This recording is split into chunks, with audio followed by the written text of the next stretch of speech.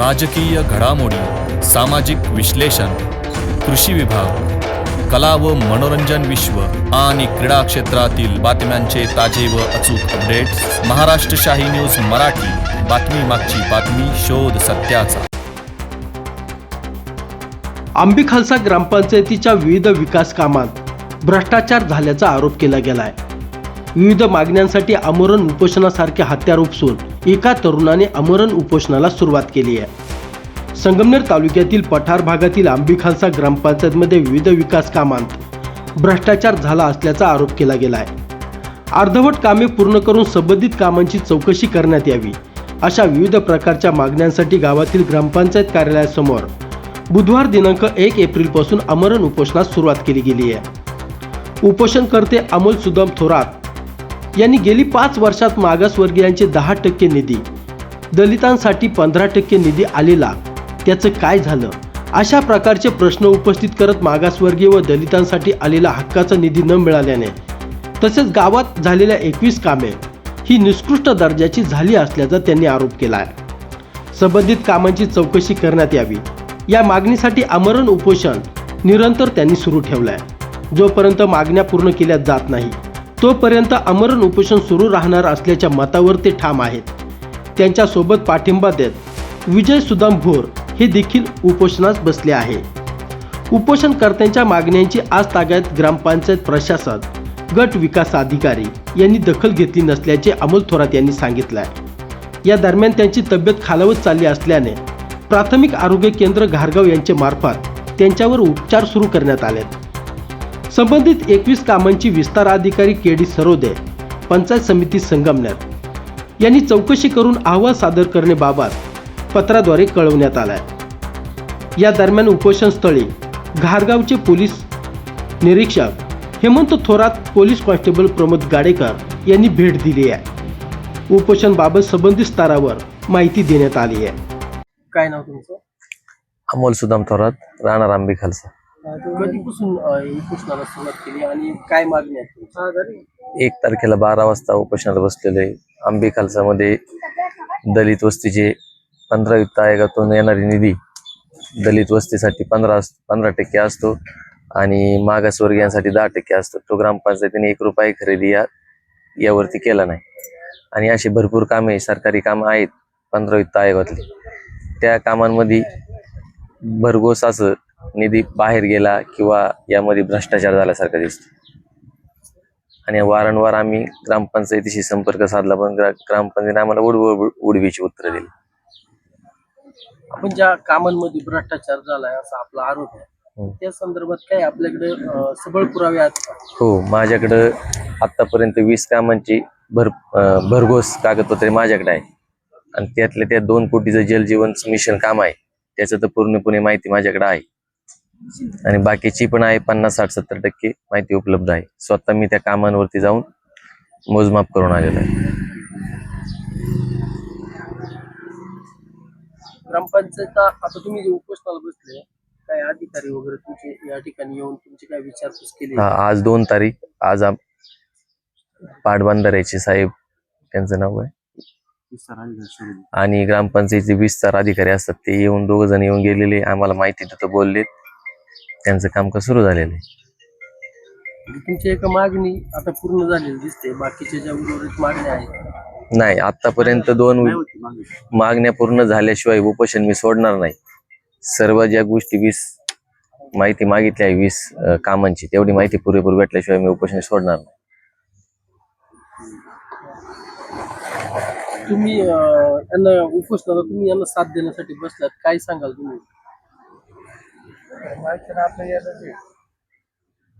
हे तुमची मागणी पूर्ण वस्तूवर तुम्ही त्यांना साथ देणार? मी तानाजी मुंडे, आंबी खालसा गावचा रहिवासी. आमचे मित्र अमोल थोरात याला 1 तारखेपासून उपोषणाला बसलेले, त्यांचं अमर असं उपोषण चाललेलं आहे.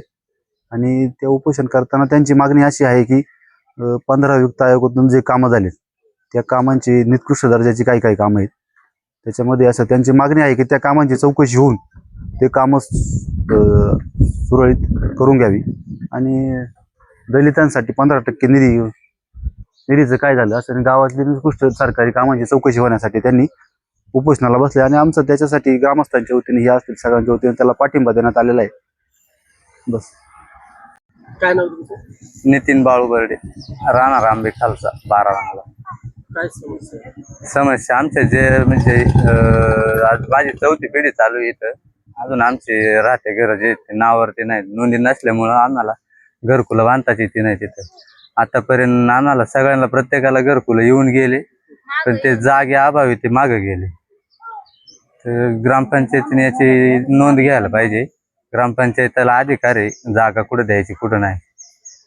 ग्रामपंचायतीने दखल घेतला पाहिजे. ग्रामपंचायतीमधून आम्हाला काही जागा नाही, जागा नाही. आणि जे काही मंजूर होऊन आलं ना गरीबाला ते पण आमच्यापर्यंत येतच नाही. जे घर उभी राहिले त्यांना घरपट्टी पण चालू झालेली नाही, त्याची नोंद पण झालेली नाही. त्या नोंदी झाल्या पाहिजे, बाकी काय घरांच्या नोंदी झाल्या पाहिजे. घराच्या नोंदी झाल्या पण ज्यांचे घर बांधलेले आहेत ना त्यांचे घर उतारा निघत नाही आणि त्यांच्या नावा पण घर नाही. मग घरकुल कसं काय आलंय हे पण झालं पाहिजे. मोडून टाकल्यावर राहायचं कुठं आम्ही? एवढीच मागणी आहे तुमची. आमची एवढीच मागणी. सरपंच साहेब, आपल्या गावातील तरुण सागर थोरात या आमरण उपोषणाला काही मागण्यासाठी बसतात, काय सांगाल याबाबत? सागर थोरात हे कालपासून ग्रामपंचायतीने 5 वर्षामध्ये जी काही 15 वित्त आयोगातून किंवा इतर याच्यातून जे कामं केलेले आहेत त्या कामाच्या संदर्भामध्ये, मग ते निकृष्ट असतील, कामं अपूर्ण असतील, या संदर्भामध्ये त्यांनी जे काही उपोषणाला बसलेले आहेत. तर मी या निमित्तानं सांगू इच्छितो की 5 वर्षामध्ये या पठार भागामध्ये जी काही ग्रामपंचायती असतील त्या ग्रामपंचायतीच्या पैकी आंबी खालसा एक अतिशय मोठी ग्रामपंचायत आहे. आणि ग्रामपंचायतीच्या माध्यमातून जवळजवळ या पठार भागामध्ये जेवढी ग्रामपंचायत त्यांच्यापेक्षा किंवा त्यांच्या इतकं निश्चितपणानं काम या 15 वित्त आयोगातून इतर निधीतून काम झालेलं आहे. आणि ही जी कामं आहेत ही अतिशय म्हणजे एक चांगल्या पद्धतीनं काम करण्याचा प्रयत्न केलेला आहे. मी जरी सरपंच असलो तर मी काही इंजिनियर नाही आहे. जी कामांची उत्कृष्ट निकृष्ट किंवा होण्याची ती जबाबदारी सर्व पंचायत समितीची असते, तिथं अधिकारी नेमलेले असतात. आणि या सर्व कामाच्या संदर्भामध्ये आदरणीय BDO साहेबांनी एक समिती नेमलेली आहे. त्या समितीच्या माध्यमातून निश्चितपणानं जी वास्तव आहे, जी वस्तुस्थिती आहे ती समोरच येईल. या कामामध्ये ग्रामपंचायत आमचे सर्व सदस्य असतील, उपसरपंच असतील, आम्ही एक अतिशय चांगल्या पद्धतीनं काम करण्याचा प्रयत्न केलेला आहे. आणि त्यासाठी आमच्या गावातील जी काही तरुण ठेकेदार मंडळी असतील त्यामध्ये आमच्या गावचे विद्यमान चेअरमन माजी सरपंच सुरेशेठ काणोरे यांचे चिरंजीव सागर काणोरे असतील, त्याचप्रमाणे कहाणी गुरुजींचे चिरंजीव अजिंक्य कहाणे असतील, आमच्या गावातील दिलीप शिंदे असेल, या अशा तरुणांना खऱ्या अर्थानं कामं ग्रामपंचायतीच्या माध्यमातून दिलेली आहे. त्याचा एक उद्देशच असा होता की ग्रामपंचायतीची कामं ही चांगल्या पद्धतीने झाली पाहिजे. परंतु आता हा जो काही मुद्दा उपस्थित केलेला आहे त्या अनुषंगानं BDO साहेब या कामाची निश्चितपणानं चौकशी करतील. काही कामं जर अपूर्ण तर नाहीच आहे, परंतु जर काही कामांमध्ये त्रुटी असतील किंवा काही निकृष्ट असतील तर तो अहवाल येईल. त्यानुसार योग्य ती काही कामं अपूर्ण असतील किंवा नसतील, परंतु जे काय असेल ते त्या पुढच्या ज्या अहवालानुसार योग्य ती कारवाई केली जाईल. आदिवासीचा जो काही निधी आहे त्या संदर्भात कामं झाली नाही असं त्यांनी आरोप केला गेला तुमच्यावरती किंवा ग्रामपंचायतीवरती, काय सांगाल त्यावर? आदिवासी जो काही आहे, आदिवासी आमचा माळदवाडीचा असेल, बाराबांगला असेल किंवा या दलित वस्त्या असतील, जरी निधी याचा म्हणजे त्यांचा जो दलित निधी आहे तो जरी थोडा खर्च करायचा बाकी आहे, परंतु जो काही आपला जनरल निधीमधून प्रत्येक ठिकाणी या ठिकाणी काम देण्याचा प्रयत्न झालेला आहे. आता आम्ही बऱ्याच वेळेला वारंवार मागणी केली की तुम्ही या जो काय दलित निधीची कामं सुचवा, कारण ती कामं सुचवल्याशिवाय कामं घेता येत नाही.